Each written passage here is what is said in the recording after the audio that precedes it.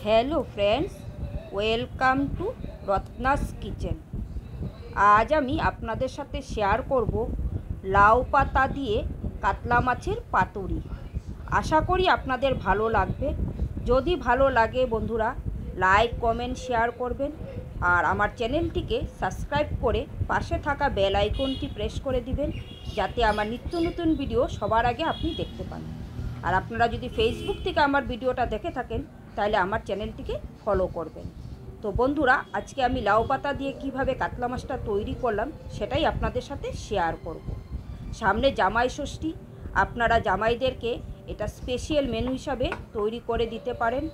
तो बंधुरा এই রেসিপিটা গরম ভাতের সাথে তো অপূর্ব লাগে। আর আমাদের বাঙালিদের পাতুরিটা তো এমনিতেই খুব প্রিয়। তো অনেকভাবেই পাতুরি তৈরি করা যায়। তো আমি আজকে লাউ পাতা দিয়ে তৈরি। বন্ধুরা কাতলা মাছ পাতুরির জন্য এখানে আমি 4 পিস কাতলা মাছ নিয়েছি। আর মাছগুলো আমি ঠিক এই সাইজে নিয়েছি, খুব একটা বড় নিইনি, একটু মিডিয়াম সাইজের নিয়েছি। কারণ যেহেতু পাতুরি হবে পাতার ভিতরে ঢুকিয়ে করতে হবে, তাই মাছের পিসগুলোকে আমি একটু ছোট সাইজেরই রেখেছি যাতে ভালো করে সেদ্ধ হয়।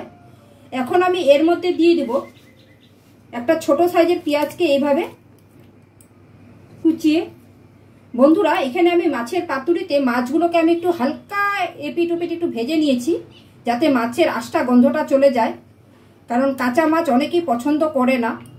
তো মাছগুলোকে আপনারা যদি ভাজতে না চান কাঁচা মাছও ব্যবহার করতে পারেন যারা পছন্দ করেন, আর যারা পছন্দ না করেন তারা এইভাবে একটু হালকা ভেজে নেবেন। আর এখানে দিয়ে দিচ্ছি আমি একটা ছোট পেঁয়াজ এইভাবে কুচিয়ে।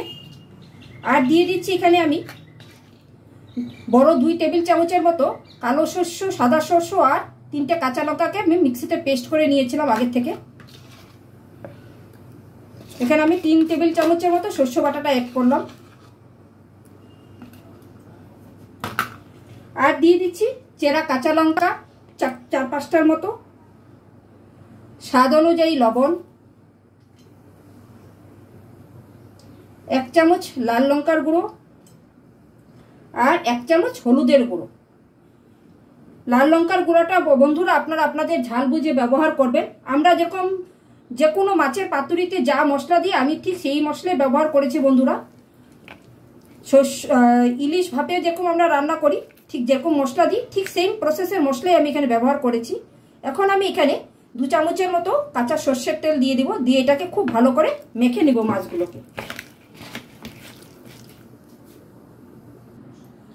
বন্ধুরা দেখুন আমি ভালো করে মশলাগুলোকে সব মাখিয়ে নিয়েছি। এখন আমি এটা পাতার মধ্যে পুরে ঢুকিয়ে নেব আর কি, পাতার মধ্যে পুর হিসাবে ব্যবহার করব। বন্ধুরা পাতুরির জন্য দেখুন আমি লাউ পাতা নিয়েছি। আর লাউ পাতাটাকে খুব ভালো করে ধুয়ে আর আমি একটার উপরে একটা 2টো পাতা করে এইভাবে দিয়ে দিচ্ছি। আমি আজকে লাউ পাতার ভেতরে এই কাতলা মাছের পাতুরিটা তৈরি করব। তো এখন ম্যারিনেশন করা মাছটাকে আমি ঠিক এরকম মাছ বরাবর দিয়ে দেব। আর দিয়ে দিব মশলাটা আর একটা কাঁচা লঙ্কা উপর থেকে।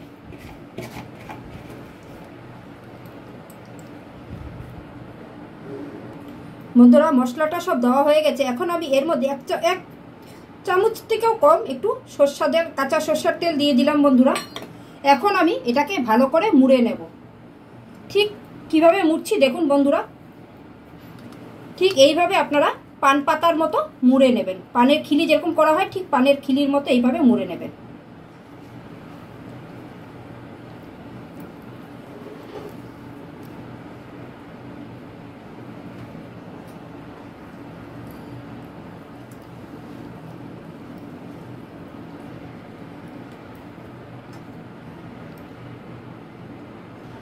বন্ধুরা দেখুন পাতাটাকে ভালো করে মুড়ে এখন আমি এইভাবে সুতা দিয়ে চারিদিক থেকে এটাকে বেঁধে দিচ্ছি যাতে খুলে না যায়।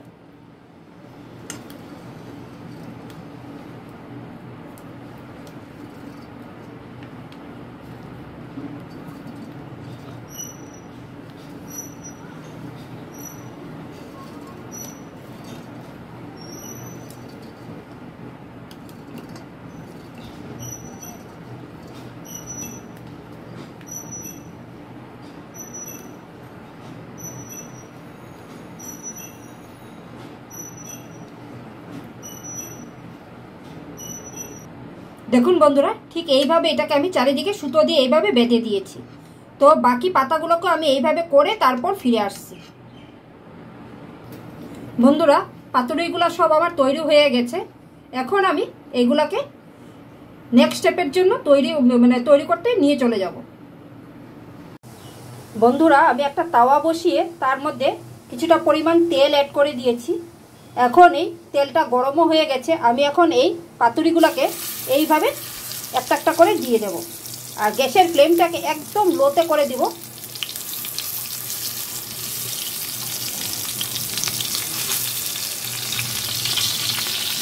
আমি আমার প্রত্যেকটা পাতুরি দিয়ে দিয়েছি বন্ধুরা, দেখুন।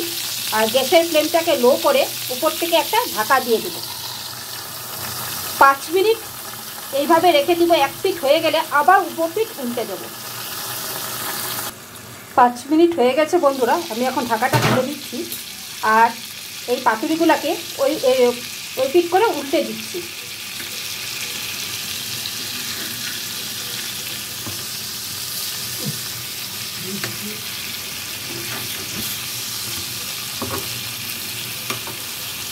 তো বন্ধুরা, পাতুরিগুলোকে সব উল্টে দিয়েছি।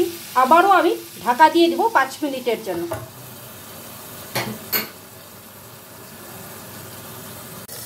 বন্ধুরা, 5 মিনিট হয়ে গেছে।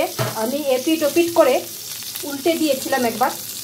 তো এখন আমি গ্যাসের ফ্লেমটাকে বন্ধ করে দিব, আর এইভাবেই তাওয়ার মধ্যে ঢেকে রেখে দিব। আরও কিছুক্ষণ গরমে থাকবে, তো পাতাগুলো আরও ভালো ভাজা ভাজা হয়ে যাবে। তো বন্ধুরা, আমার এই লাউ পাতার মধ্যে কাতলা মাছের পাতুরি রেসিপিটা আজ এখানেই শেষ করলাম। বন্ধুরা, কেমন লাগলো অবশ্যই আমাকে কমেন্ট করে জানাবেন। আর যদি ভালো লাগে তাহলে একটা লাইক আর কমেন্ট করতে ভুলবেন না বন্ধুরা। আর আশা করি ভালো লাগবে।